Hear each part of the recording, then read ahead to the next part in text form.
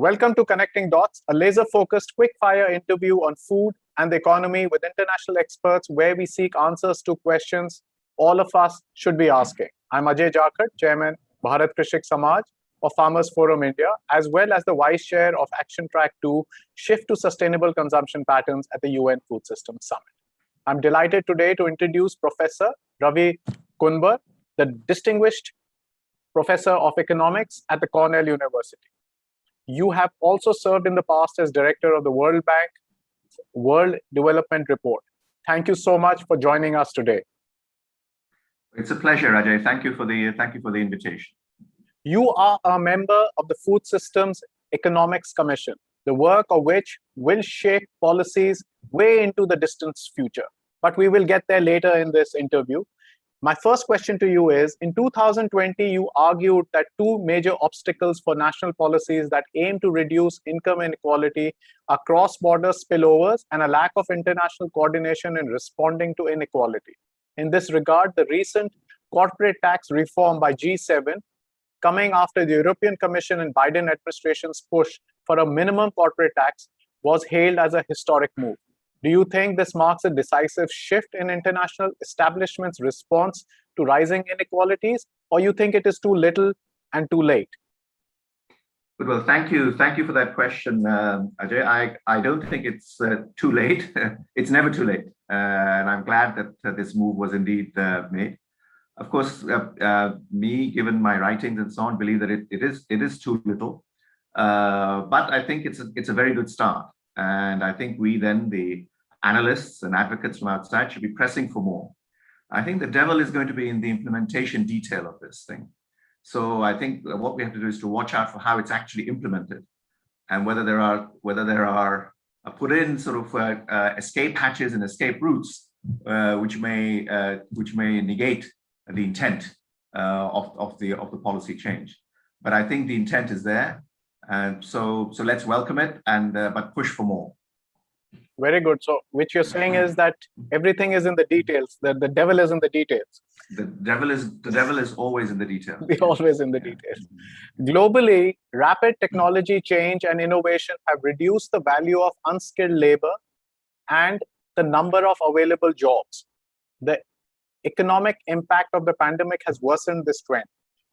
What we increasingly see is that labor laws are being diluted to attract investments, including in my country. In that context, can you reflect on your 2018 paper where you wrote that the crisis of labor cannot be solved through skilling and redistribution alone, but also through shifting the trajectory of technological change? Can you explain this, and how would you view that statement today? Yes, again, thank you for that question. I'm really, in a sense, reflecting the thinking and the work of the late, great economist, Tony Atkinson, who passed away a few years ago, one of the doyens of work on inequality globally. And he said, exactly that what we, particularly as economists, do is to take the trend of technology as given. And then we feed it through our analysis and say, well, the technology is having this effect or that effect, and let us try to mitigate that. Either through, as you said, educational investment and so on and so forth, or redistribution after the event. Both of those are important. There's no question, both of those are important. But the question that Tony Atkinson raised, which is very important, is why should we take this trend as given? And when you make that point, some people respond saying, well, what can you do? But we can then point to examples in the past where actually society has indeed affected a change in the trend of technology. All the stuff on high yielding varieties and so on didn't just happen by itself. It happened because society said, let us try to work with this.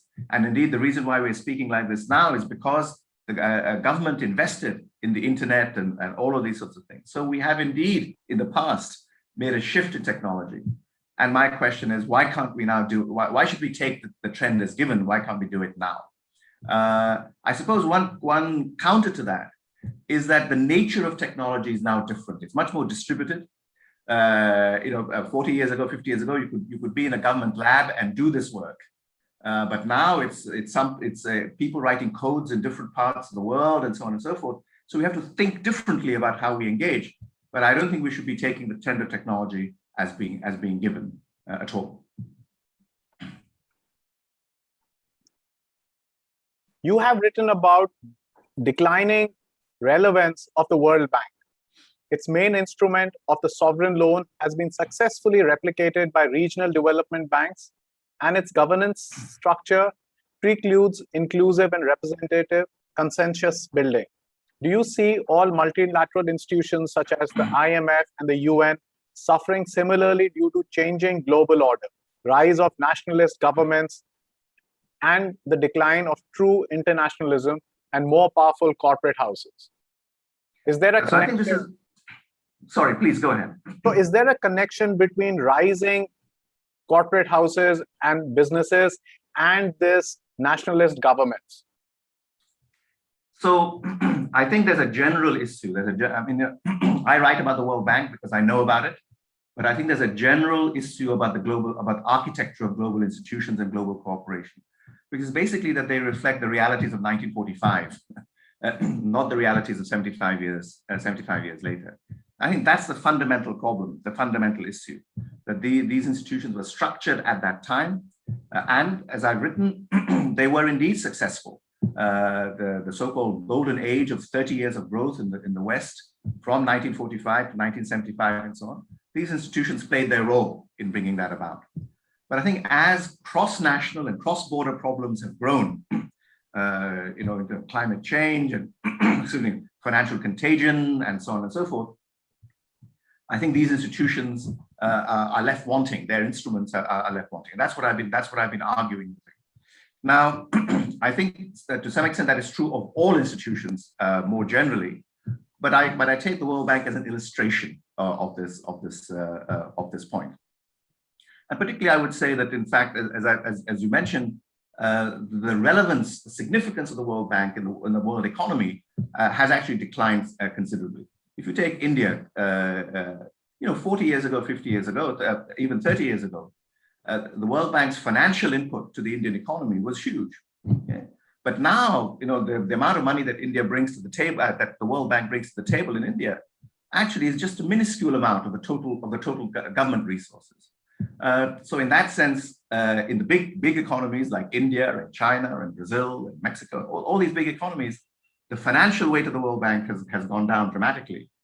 There are some African countries, of course, where it is still quite prominent. So specifically for the World Bank, I think there's that issue that its influence is gone, and some may think that's a good thing, but that is a fact of life. So keeping to the World Bank, although the World Bank has been instrumental in the post-war global recovery, it has also been criticized for its role in influencing the economic policies and development agendas of developing nations. The Washington Consensus role in imposing free market ideology and reforms on the developing countries has led to significant opposition from the population of these nations. In light of this, many have called for World Bank and IMF to operate within a framework of human rights. What would your views be on this subject? Yeah, so again, I would say that, so first of all, let's go back to the facts that I was laying out earlier, which is that actually the financial significance of the World Bank, let's say in a country like India, is now minimal. It's minuscule, okay? So the notion that somehow it's the World Bank tail that is wagging the entire dog, it doesn't hold muster just now. But let me step back a little bit and say that the issue that you raise of, in a sense, it's an issue of a balance between state and market. And that, again, in my writings, I've said that essentially what we've seen over the years are cycles in thought, where the pendulum has swung one way, then it's swung the other way, then swung back again, and so on. And at any point in time, we're at some point in that pendulum swinging back. In fact, if one goes back again, the market orientation of the pre-war economies led to the Great Depression and so on. And then after the war, we had a very, very big role for state and so on. And that led to its own reaction. And then that led to its own reaction. And one of the points that I've been making in my recent writings is that let us not be too comforted by the notion that the pandemic has laid out a role for the state, an increased role for the state. Because in fact, if past cycles are anything to go by, this will actually have its own reaction and it will indeed be pulled back into it, which is what happened after the global financial crisis. When if you recall the global financial crisis of a dozen years ago, the notion was, well, this is it. The history has changed. Now people will recognize the role of government and so on. Well, 3-4 years later, we were back to the usual sorts of debates on the balance between state and market. So what I've argued is, stepping back from any particular institution or any particular thing, this debate about the balance between state and market is a perennial for us. And of course, circumstances change, technology changes, governance changes, and so on. And so the debate is always cast in new terms, but the debate is essentially always the same. Where do you end up on that spectrum between state and market? And of course, my instincts and my writings is always to be more towards the state side of that spectrum. But I recognize there are these cycles in global thinking, in global and in global policies as well. Coming to the Food Systems Economic Commission, would be great if you enlighten those listening in today onto the objectives of the Commission, and more specifically on developing evidence-based tools and policy frameworks for a food systems change. Well, thank you very much for that question. The Food Systems Economic Commission is a scientific commission. It's a commission of technicians and analysts, academics who've been brought together to essentially look at the scientific aspects of the food system broadly construed. There are some specific aspects to it, which is that the Commission has chosen to focus on 3 elements of the food system. Obviously, the climate implications on the production side of things, environmental climate implications. Also, on the consumption side, the whole issue of an affordable diet. And the Eat Lancet Commission made a proposition that actually a healthier diet was also more sustainable on the production side of things. And we want to explore that more. But I think the biggest issue that this commission brings in is the issue of inclusion. It's the affordability of a healthy diet, which is important, and also whatever measures that are being taken to make food systems more sustainable. What do they mean in terms of inclusivity, in terms of income distribution, and so on? Because what we don't want to do is to achieve sustainability on the backs of poor farmers, on the backs of poor consumers, and there could well be a tendency towards that if we're not careful. So the notion of inclusion and distribution, inequality, poverty, is central to the thinking and the work of the Commission, of this group of analysts and technicians who've been brought together to analyze this issue. It's really nice to hear that, because when we hear debates in various forums across the world, we hear people talking about, how we need to achieve a net zero. But as a farmers organization, we are always saying, till a farmer does not get dignity from the work that he does in terms of the income that he makes out of it, that change is not going to happen. And we're happy to hear that you have that included in the Commission. My question that comes now is, as a farmers organization, we believe having farmers on the table is very essential for a food systems thinking. Mm-hmm. There appears to be no farmers on the Food Systems Economic Commission. Is the Commission still evolving to be more inclusive? I think the response to that, I think it's a good question, and it's an important question to ask. I think the response to that is that this is really a scientific commission. It's a commission of scientists and analysts and modelers and academics. And so our role is to provide technical input into the broader discussions, where in fact constituency groups and stakeholder groups are present and so on. Like, for example, in the Food Systems Summit, with which you're of course very, very familiar. So it's platforms like that which I think are better suited to bring in different stakeholders and so on. So, for example, consumer groups should also be consulted, of course, and governments as representing the taxpayer should also be consulted, and so on and so forth. So we view our role as providing the technical input into these discussions. Now, having said that, I think you're very right. It is very important for us to run our analysis and our findings by different stakeholder groups, and I hope that we'll be able to do that once the findings start rolling out. We've only just started. One point I would say, Ajay, is that the Commission has of course started its work, and it will actually, its life extends beyond the Food System Summit. I think that's very important to realize. Everything these days, as I'm sure you know, is geared towards the Food System Summit, and quite rightly, there's no question about that. But there is life after that, And we hope that the Food Systems Economic Commission will provide the analytical and technical platform for continuing the dialogue and the debate, at least on the scientific level, for 2 years beyond the Food Systems Summit. And we look forward to engagement with you and other groups during that phase as well.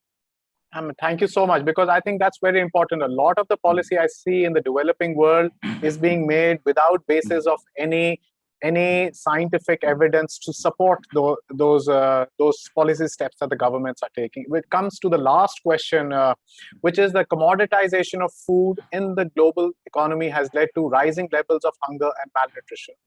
And this is being worsened in this pandemic.